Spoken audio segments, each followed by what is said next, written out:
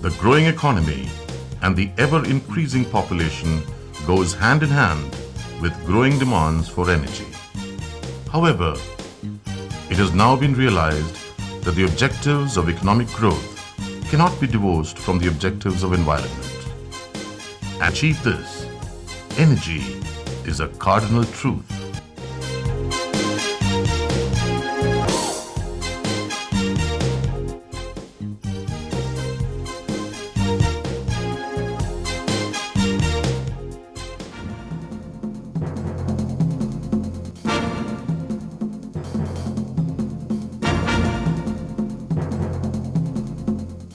A seemingly daunting challenge in the 21st century is to provide energy services to fuel the development without undue damage to the environment. Fortunately, we have such an option: the nuclear power.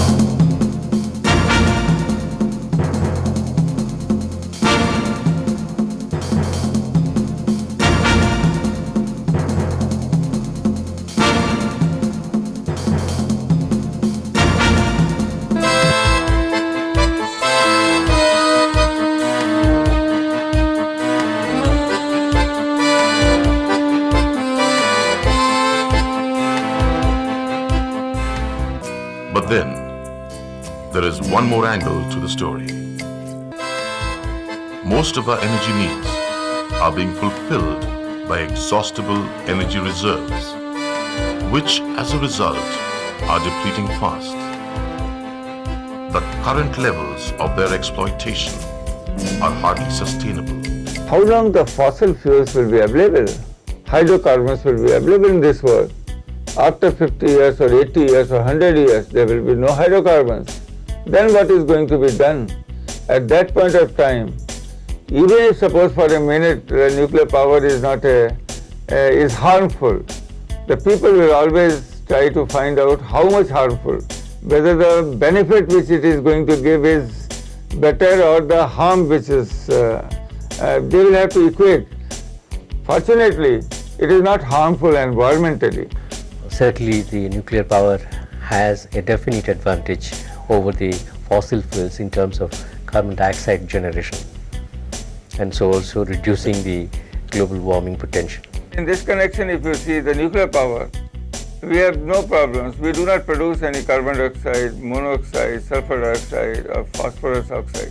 But we have only a small thing, that some emission of the radiation is there, and for that one, we are taking lot of proper care right from the design stage, then in construction stage and operation stage. A number of features from the siting of a nuclear plant to its design, operation and maintenance ensure that the environmental releases of radiation from the plant are minimized. These discharges are controlled well within the prescribed limits through the principle of what is called as low as reasonably achievable, or in short, a LARA. In India, these limits are set by the Atomic Energy Regulatory Board in line with International Commission or Radiological Protection.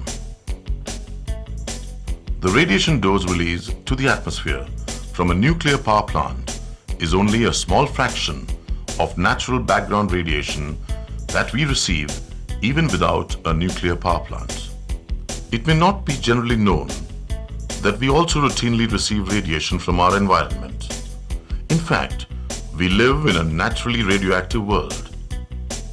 Extensive studies have been done world over about the background radiation level prevailing in various countries, and the characteristic is found that it varies manifold. For example, there are places in France, Brazil, in China and in India also, where the background radiation level on specific places are many folds higher than the national average. The releases in fact are quite within the range of the variation which is occurring in the nature. To minimize the release of radiation into the environment, various innovative design features have been built into the nuclear power plants. Monitoring and regulation further strengthens it. As a result, what happens that the radiation effect, which is radiation releases from a plant, are minimal. They are much lesser, about 1% of the total acceptable limits worldwide during normal operation, and we take all the care that no accident or severe accident takes place. A nuclear power reactor is designed on the concepts of defense in depth, redundancy and diversity. To put it simply, triplicated systems are provided so that if one fails, the other automatically takes over. These systems are all based on the principles of diversity, so that the cause of failure of one system should not become the cause of failure of the other. These systems will inhibit the chances of any accident, and even if a highly improbable accident occurs, these systems will intercept to mitigate its effects. And then when we are doing the design itself, we put all the conditions which are to be fulfilled during construction, during commissioning, during operation, and in fact, the design also takes the possibility of easy decommissioning of the plant also. The release of radioactivity to the environment is prevented by many barriers. The integrity of these barriers is ensured by conservative design margins and high-quality manufacture. Should any of these barriers fail, active engineered safety systems are provided to mitigate the consequences of the failure. Reactor containment ensures that no radioactivity escapes to the environment even in a highly unlikely accident condition. Indian nuclear reactors are provided with a robust and a leaked double containment structure. It is designed to withstand the pressure created by the postulated accident. Though there are openings in the containment, but innovative design of the nuclear reactors does not allow the air to escape from inside the reactor building to the environment.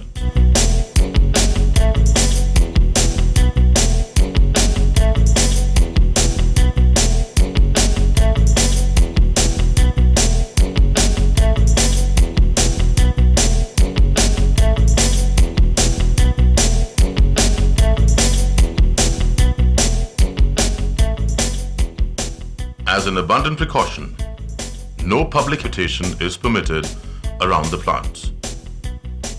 The area is used as a green belt. For instance, over 800 acres of afforested area around the Narora Atomic Power Station is home to more than 4 dozen species of migratory birds and more than 3 lakh trees. Rich in biodiversity, this area harbors a large number of endangered species as well. And this is the story at every Indian nuclear power plant. Besides, the design, the safe and reliable operation of nuclear power plants is further strengthened by the well-defined operating procedures and highly qualified and trained personnel. All our nuclear power stations are subject to regulatory review. There is a regulatory body which goes into the details of the operating functions of the power stations. Then the safety audits are done by the same regulatory system, and in case of any deviations are observed, immediate corrective actions are lined up and taken to the satisfaction of regulatory system. The efficacy of this system is established through environmental surveillance to demonstrate that the controls on the releases of the radioactive substances are functioning as intended. An environmental survey laboratory starts functioning much ahead of the commissioning of any nuclear power plant. The laboratory is equipped with state-of-the-art equipment and instruments and is manned by highly qualified personnel. It collects a large number of samples of air, water, soil, vegetation, fish, food samples, and flora and fauna within a radius of 30 kilometers around the plant throughout the life of the nuclear power station. The lab submits regular reports to the regulatory board and other environmental authority.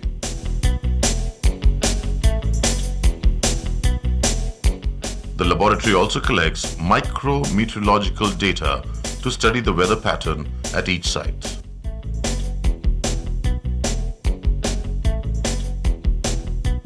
The environmental data collected during the operation of the nuclear power plant are compared with the baseline data collected before the commencement of the plant.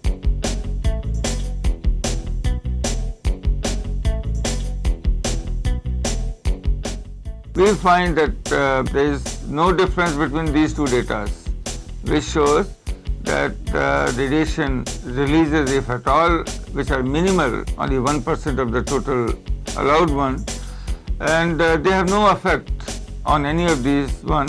That means they have no effect on the life of the member of the public. One of the unique features of the nuclear power program in India is that at every nuclear power plant, the virginity and vitality of the surrounding environment is not only preserved, but also made greener over the years.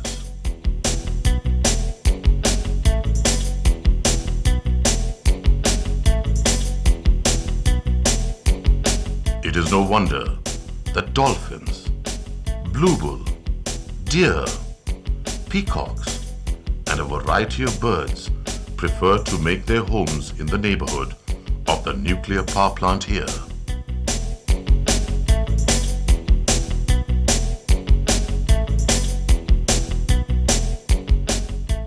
All the operations in a nuclear power plant are carried out in such a manner that radioactivity is well contained and isolated from the environment, including the handling and management of the nuclear waste. The wastes in nuclear power industry, being radioactive in nature, are subject to strict control and regulation.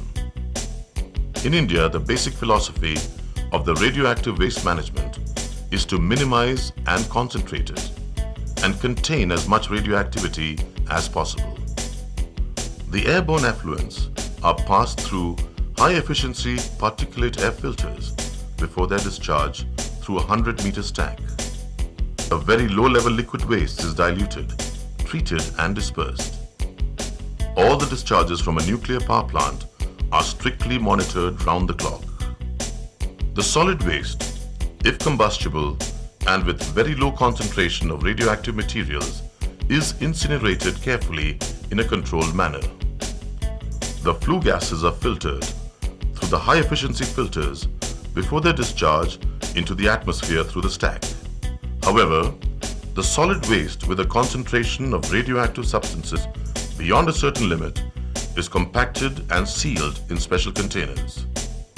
These containers are placed in especially designed trenches and tie holes provided with steel linings to ensure that they are effectively isolated from the groundwater.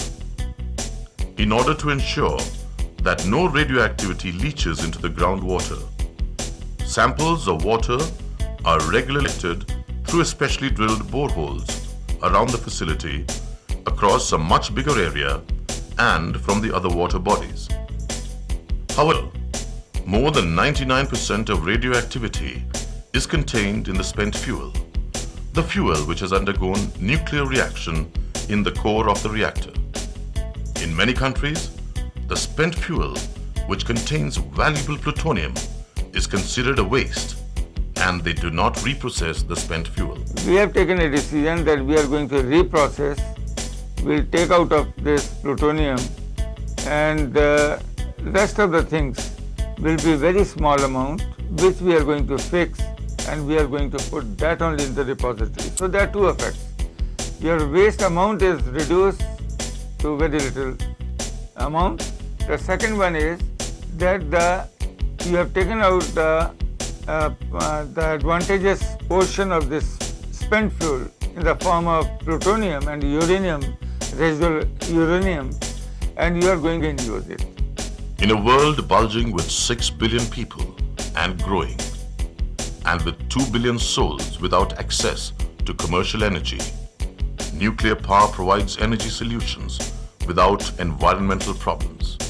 The environmental impact assessment studies conducted by the National Environmental Engineering Research Institute reveal that the overall impact due to the operation of a nuclear power plant is positive, considering the socio-economic growth. Nuclear power is safeguarding the environment in a different manner too, by achieving a very high capacity utilization of the nuclear plants. I would like to congratulate the Nuclear Power Corporation of India, who have established new benchmarks by way of utilization of their plants. Now this utilization above 90% and so on has to that extent reduced the need for burning coal, and therefore it has greatly helped us in India in reducing the pollution levels to that extent. Today, nuclear power is considered one of the safest and cleanest power generating systems in the world. More and more people across the globe are reposing their faith in it, even in those countries where nuclear power was put on the back burner. It was for the first time that the nuclear power plants worldwide under the Nuclear Power Corporation got certification under ISO 14000, that's the Environment Management Systems. The whole concept was internationally discussed whether nuclear power plants can really attain, but the kind of results that were attained, whether it was at Narora Power Station or the Rajasthan Atomic Power Station or others, showed that all these plants did deserve the ISO 14000, which in itself goes a long way in proving to the international community that nuclear power is environmentally sound. The ISO 14000, a series of many international standards on environment management system, provides a framework to integrate environment management with the overall business policy. It's a kind of commitment for doing better in the field of environment. If the power sector is there, certainly its concern would be to see that its emissions, effluents and solid waste do not cause any damage to the environment. Since every care of environment is taken in siting, design, construction and the operation of a nuclear power plant, it is no wonder that the entire fleet of Indian nuclear power plants has been accredited for ISO 14001, the Environment Management System. Looking to the need of the country, our program is that minimum 20,000 megawatt by 2020 should be there. But we are trying to have, we want to accelerate the program further so that we can have something 25,000 to 30,000 megawatt by 2020.